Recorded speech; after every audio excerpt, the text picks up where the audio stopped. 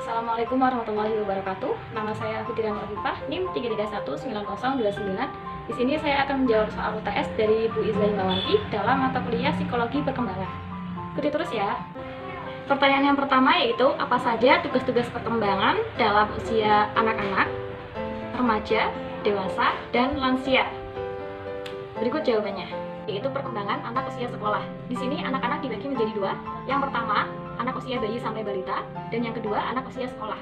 Tugas-tugasnya meliputi belajar ketangkasan fisik untuk bermain, belajar pembentukan sikap yang sehat terhadap diri sendiri, belajar bergaul dengan lawan jenis, belajar menjadi peranan jenis kelamin, mengembangkan pengertian yang dapat diperlukan guna kebutuhan sehari-hari, dan mengembangkan sikap sehat terhadap kelompok ataupun lembaga-lembaga. Usia remaja, antara lain tugasnya belajar bergaul dengan kelompok anak-anak wanita dan anak-anak laki-laki, perkembangan skala nilai, secara sadar mengembangkan gambaran dunia yang lebih dekat, persiapan mandiri secara ekonomi, pemilihan dan latihan jabatan, dan mempersiapkan perkawinan ataupun keluarga.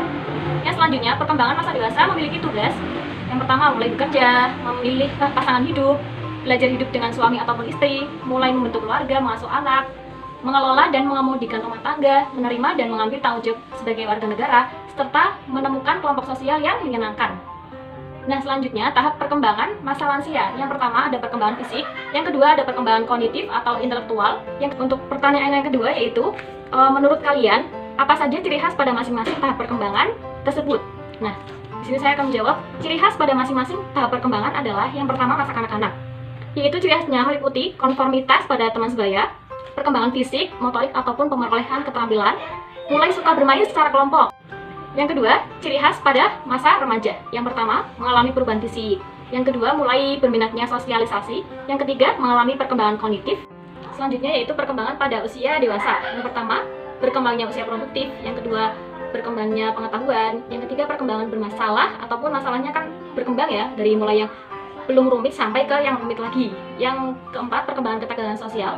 Yang kelima, perkembangan keterasian sosial. Yang keenam, masa komitmen, yaitu komitmen dengan keluarga, pasangan, maupun yang lainnya.